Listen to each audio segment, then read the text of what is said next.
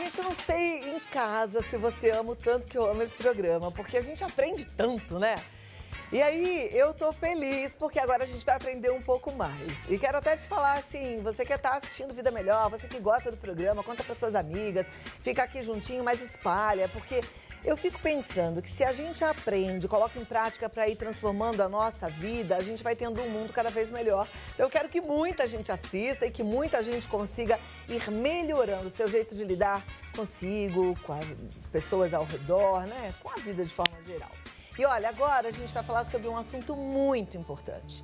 E muitas vezes, quando a gente está falando com alguém, quando a gente é convidado para dar uma palestra, ou quando a gente mesmo precisa conversar de forma séria com as pessoas que a gente ama, a gente fica nervoso, fica pensando se a gente falou certo as palavras. Às vezes a gente esquece da voz, né, do tom de voz. Então é importante a gente pensar nesse todo, tá? E é por isso que a gente hoje convidou uma especialista nesse assunto. É importante a gente se comunicar bem, é importante que a gente consiga expressar bem os nossos pensamentos, que a gente consiga vender bem as nossas ideias, não só produtos, mas as ideias, né? E ela, que é fonoaudióloga clínica, vai nos ajudar nesse desafio frequente, diário e constante. Patrícia Moreira Barbosa de Castro, seja muito bem-vinda, é uma alegria te receber. Muito obrigada pelo seu tempo e disponibilidade de estar conosco, viu? Eu que agradeço. Vou te convidar para sentar ali. Não. E aí eu sento aqui pertinho de você, porém, respeitando o nosso distanciamento. Isso, verdade. Para falar sobre essa importância que é a comunicação. Isso, é verdade. Cláudia, primeiro eu queria te agradecer muito a oportunidade. É uma alegria, é uma honra para mim te conhecer. E eu trouxe uma lembrancinha para você, para inspirar o nosso bate-papo. Gente, mas que presente lindo. Olha, uma palavra pode mudar tudo. Imagina uma atitude. Não é? Nossa, é bem o que eu acredito. Lindo, maravilhoso. Amei. Que bom. Amei. Vai para um lugar muito especial lá na minha casa. Deixa eu deixar aqui por enquanto. Tá joia, fico feliz. Vamos lá. E como você bem disse, hoje você começou o programa falando tão lindamente sobre a oportunidade da gente sempre fazer melhor, né? E a comunicação, ela nos dá esse presente, porque ela é uma habilidade, como se fosse uma ponte que aproxima as pessoas. Então, o segredo é a conexão. Quanto mais eu mantenho uma conexão com o outro, melhor é essa minha comunicação.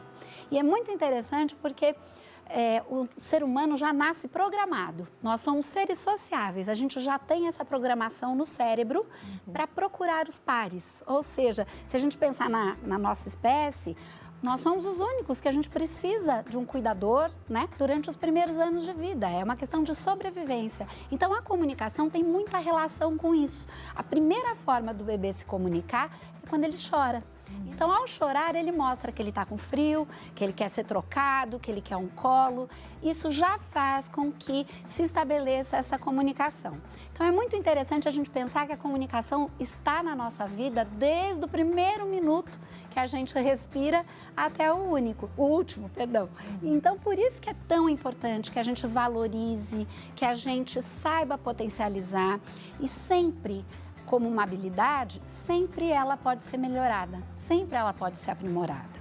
As pessoas acham assim, mas eu me comunico bem, eu falo bem, mas você sempre pode transmitir de uma forma melhor, como a gente disse, como a pessoa que esteve aqui anteriormente comentou, uma comunicação assertiva, que é aquela comunicação clara, que traz, né, confiança, traz segurança para o outro. Essa conexão, quando se estabelece, ela vai em frente. E é tão bonito a gente ver um comunicador bom, não é? Eu acho o máximo, né? E acho que não só o comunicador que de repente tem lá uma plateia, mas quando a gente se comunica com uma pessoa, né? Verdade. Isso, para mim, é crucial, até numa relação amorosa, né? Relação marido e mulher. Quando não tem uma comunicação clara, né? Quando tem falta de comunicação ou os não ditos, que fica aquela coisa subentendida no ar, a gente vê que a relação perde muito. Muito. Tem prejuízos. Com certeza. O Rubem Alves tem textos lindos em relação a isso e ele tem um que eu gosto muito, que chama-se... E aí ele fala de relacionamento, mas serve muito para comunicação, que ele diz do jogo de tênis e frescobol. Quando eu tenho uma comunicação com o outro, onde eu quero que a minha verdade prevaleça, eu quero sobrepor a minha opinião à do outro, é o jogo de tênis, onde o objetivo é que eu jogue a bolinha onde ele não consiga pegar. Ou seja, eu dou aquela cortada e ele não tem argumento, ele não tem como responder. Na verdade, ali não é uma comunicação, ali é uma guerra de ego. Agora, quando eu quero ter uma comunicação assertiva, quero conversar e quero ouvir o teu lado, quero ponderar, podemos debater, ótimo, mas vamos chegar a uma conclusão, é o jogo do frescobol, que o objetivo é que você jogue a bolinha para o outro e que ninguém, ali não tem ganha-ganha, ali o objetivo é que a bolinha não caia no chão, então é diferente, né? Muito bacana. É lindo, né? essa analogia é maravilhosa. Agora, eu sempre fico pensando assim, que então a raiz de todo esse processo, dessa comunicação assertiva, a frescobol, seria uma cabeça bem resolvida, porque tem que traçar primeiro esse objetivo, o que eu quero nessa relação aqui, o que eu quero nessas relações aqui, porque às vezes a pessoa tem uma cabecinha de que ela quer sobressair ao outro, que ela quer impor a verdade, né? Sem dúvida. Eu acho que a primeira coisa é o autoconhecimento, né? Quando a gente se conhece e quando a gente tem uma escuta. Não é à toa que Deus, na sua infinita sabedoria, nos fez com 2 ouvidos e uma boca, para que a gente pudesse ouvir mais. Quando eu escuto mais o outro, tenho um olhar empático com o outro, eu consigo perceber as necessidades dele e aí isso faz já que mude um pouco a minha ótica. Eu não penso só em mim, mas claro, isso é um exercício, né? E voltando um pouco na questão da comunicação, porque tudo está muito relacionado, tem pessoas que não têm tanta habilidade, apesar de ser uma habilidade, isso não é tão pronto, tão automático para algumas pessoas. Então, ela precisa aprimorar essa comunicação. E existem vários recursos que a gente usa e que a gente pode se apropriar para estimular essa melhor comunicação. Então, quanto mais eu me utilizo desses recursos, melhora a minha comunicação, por isso a minha conexão também fica por mais tempo, enfim, né? Fica enquanto durar aquela conversa e eu consigo obter melhores resultados. E quando a gente pensa isso, não é só para uma questão profissional, por exemplo, para a vida, como você disse, para um relacionamento amoroso, mães e filhos, no meu trabalho, é importante que a gente use esses recursos. Que recursos são esses? Porque agora eu quero rápido aprender, porque isso então vai fazer total diferença nas nossas vidas. Com certeza. São 3 recursos. O primeiro a gente chama de recursos verbais, que seriam as palavras, o vocabulário, como eu uso as minhas expressões. Então, eu gosto sempre de dar 2 exemplos, que são coisas comuns que as pessoas fazem e que deveriam, então, olhar de uma outra forma. Por exemplo, eu quero vender o meu produto, então eu faço doces. Aí eu vou fazer uma propaganda do meu doce, quero gravar um vídeo e digo assim, eu faço uns docinhos muito bom, o preço é baratinho, ele é muito gostosinho, é tantoinho. Que imagem comunicativa que eu estou passando? Na verdade, uma imagem... Um docinho padrinho. Né? Um docinho. Então, se eu quero valorizar, eu digo que eu faço doces, o preço é acessível e o sabor é uma explosão de sabores. Provem. Então, eu estou valorizando apenas trocando algumas palavras.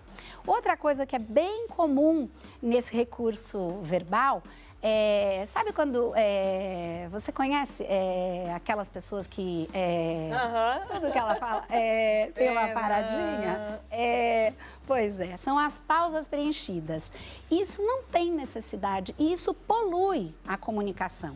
Porque se você for, por exemplo, assistir uma palestra, né, de uma pessoa que fale muitas vezes, né, então, daí, tipo, para os adolescentes, começa a poluir. Você começa a prestar mais atenção em quantos nés ele disse do que no conteúdo que foi falado. Então, um recurso, voltando à questão do autoconhecimento, se eu quero mudar e eu acho que eu preciso, eu observo que, puxa, eu falo muitas vezes né.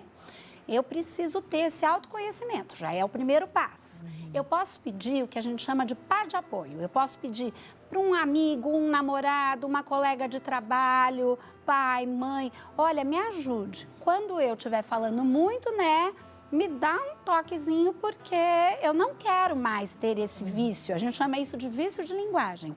E é bastante importante, então, que a gente tenha essa abertura de querer mudar. Quando eu mudo, com certeza eu melhoro, né? Sempre que a gente dá, como você acabou de dizer, quando você tem essa vontade de se modificar, é porque alguma coisa ali dentro já está mexendo. E aí é sempre para melhor. Bom, primeiro recurso, então, eu já te falei, que é esse do verbal. Então, né? segura o segundo recurso, eu vou dar um recado Pois e volto. não, tá jóia. Eu tô gostando. Tô amando, na verdade. Tô cheia de coisas na cabeça também já pra te perguntar. Porque como é bom a gente aprender a se comunicar cada vez melhor, né? Isso muda a nossa relação com a vida. Eu gostei. Primeiro recurso, então, São os verbais. são os verbais. Isso, Tá. então a dica que eu daria para a gente cuidar desses vícios de linguagem, porque eles poluem, né, o nosso discurso, e também para a gente cuidar dos termos que a gente usa, das expressões, porque isso está muito ligado à imagem comunicativa. Aliás, eu acabei não explicando o que é imagem comunicativa. Todos nós geramos imagem o tempo todo.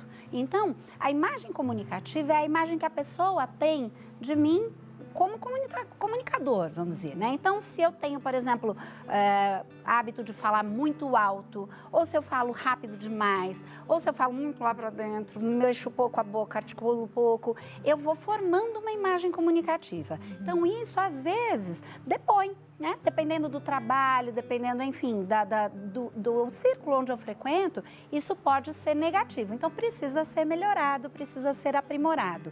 Todos nós temos, como eu disse, uma imagem comunicativa. Então, quando eu tenho os recursos verbais, que são esses da fala, eles estão bem relacionados à imagem comunicativa. Tem um outro recurso que já são os não verbais, que é toda a expressividade corporal, facial. E olha que interessante, existe uma pesquisa americana que mostra que 55% do impacto que a comunicação da gente gera vem do corpo. Ou seja, o corpo fala muito, não é? Então, é importante que a gente tenha também esse cuidado. Se eu estou aqui sentada, falando assim, toda fechada, olhando muito para o chão, eu te passo uma imagem comunicativa. Então, é importante que a gente tenha esse cuidado. Uma dica que eu gosto muito de dar em relação à imagem comunicativa é o contato visual. O contato visual, ele é fundamental. Então, veja só, eu estou conversando com você, mas eu fujo os meus olhos, eu não olho para você, eu estou olhando para baixo. Que imagem eu passo para você? Sei lá, eu vou ficar insegura, não sei, vou ficar na dúvida de quem você é, né? Exato, você vai me imaginar como uma pessoa insegura, né? Puxa, ela não consegue fixar o olhar, ou então ela não está falando muita verdade, porque ela não consegue. Quando a gente não está falando a verdade, a gente tem dificuldade de fixar o olhar no outro, né? Em contrapartida, vamos imaginar que eu esteja falando com você e você está ali olhando o celular, aí você olha para mim, daqui a pouco você olha o celular de novo. Desleixo, né? Não Não é? tô muito interessada. Exato. Indiferença. Indiferença. Então, a imagem comunicativa que aí você vai me passar é que você está indiferente ao que eu falo. Então, o recurso não verbal, que seria o corpo, ele diz muito da nossa comunicação. Se eu quero participar, naturalmente eu venho para frente. Quando eu quero falar, eu venho para frente. A forma como eu descanso, se eu estou de pé, a forma como eu descanso os quadris, tudo isso tem diferença. Vamos pensar num sacerdote, né? Quando a gente vai à missa e a gente vê aquele padre que fala olhando para a assembleia, para os fiéis, parece que ele está falando conosco, né? Você diz assim, nossa, ele falou para mim. Ele fez uma homilia maravilhosa, porque ele teve essa conexão, esse cuidado de olhar para os outros, de se dirigir aos fiéis, né? Aos paroquianos dele. Então, pensando em tudo isso, no relacionamento dos nossos filhos, o filho está falando com a gente está olhando para o celular, que imagem que o filho vai ter? Bom, não preciso falar depois, né? Porque eu falo a primeira vez, na segunda eu não falo mais, porque ela não prestou tanta atenção. Então, são cuidados que a gente tem que ter. E, por fim, o terceiro recurso, que são os recursos vocais, que dizem respeito diretamente à voz. Então, o volume de voz, a forma como a gente fala, a velocidade com que a gente fala, entonação. Então, eu vou te fazer uma pergunta. Você conhece gente que fala rápido demais, que parece que tem até uma metralhadora na boca? Eu já falei bastante rápido assim, viu? Até pior. Eu tinha um vício, porque sabe que eu trabalhei num programa que eu tinha 1 minuto e 50 para vender bem 5 produtos. Nossa. Então era uma loucura, né? Era uma Desafio metralhadora, total. né? E aí eu fiquei um pouco viciada em falar rápido. Aqui, ao longo desses 10 anos, eu fui aprendendo a falar mais devagar. Que bom, que bom. E quanto tempo, quantas palavras você acha que a gente fala em média por minuto? Não tenho noção. 150. 150 palavras? 150 palavras por minuto. Então tem aquela pessoa que fala rápido demais, que parece uma metralhadora, que passa muito mais desse tempo. E tem aquele que fala devagar, que também dá sono, né? Então, é importante que a gente tenha uma velocidade moderada, assim como também o volume de voz. Tem pessoas que têm uma imagem comunicativa, às vezes de invasivo. É aquela pessoa ultra simpática, mas parece que quando ela chega, ninguém mais fala, porque ela tem um tom de voz muito forte, fala muito alto, aquele vozeirão. Ou então aquela que fala tão baixo, que você vai cansando também, você diz, eu não consigo escutar. Então as pessoas vão deixando, talvez, de escutá-la por conta desse volume de voz. E eu queria deixar, então, uma dica como recurso vocal, entonação. A entonação é aquela musicalidade da fala. Sabe quando a pessoa fala só no mesmo tom, que parece que você está falando com uma máquina e aí... Dormir. Exato. É o que nós chamamos de voz monótona.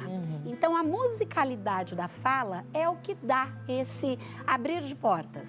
Então, vamos imaginar aí um exemplo. Se eu trabalho numa empresa, tenho que atender o telefone. Então, eu digo assim, empresa X, Patrícia, boa tarde. Ok, né? Fui profissional, fiz o meu papel, ok. Mas se eu colocar uma entonação, eu vou dizer, empresa X, Patrícia, boa tarde.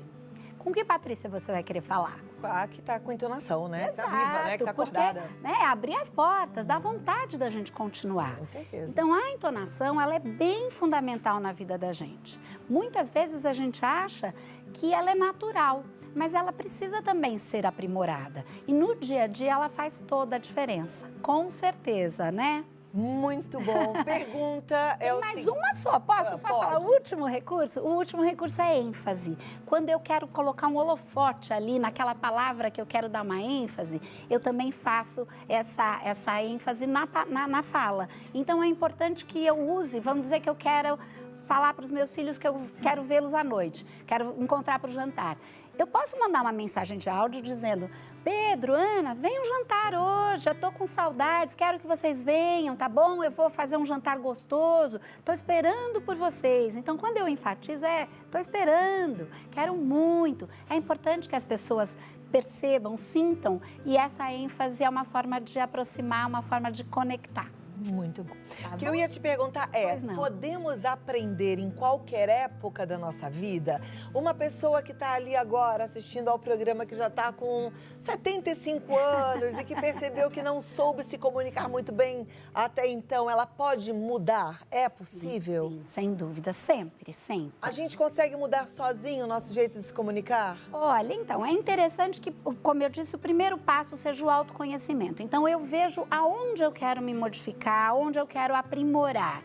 E aí, muitas vezes, a gente precisa realmente do apoio de um profissional, de um terapeuta, para que possa fazer, né, o que for necessário ali para ajustar melhor e chegar na necessidade da pessoa. Mas muitas vezes esse autoconhecimento, o par de apoio, que é o amigo, o marido, o chefe, a melhor amiga, já vão nos dando toques e isso com certeza surtirá efeitos. Agora, olha, se você não tem esse par de apoio, pegue então a nossa entrevistada maravilhosa como seu apoio, porque hoje em dia, através da internet, online, você pode ser atendido em qualquer lugar, tá? Verdade. Patrícia Moreira Barbosa, de Castro, fonoaudióloga, ela está no 11 96573 1808. O Instagram é comunique-se.se. Ou então Patrícia Barbosa de Castro. E tem o site que é Comunique-se. Comunique-se é com K no final, tá, gente? Entra lá, tenho certeza que vocês vão gostar. Eu amei o bate-papo, adorei te conhecer. Que Muito bom, obrigada, eu também, viu? Eu agradeço. E até a próxima. Pois não, com E certeza. vamos prestar atenção na nossa comunicação. Volte mais. Obrigada. Tá bom?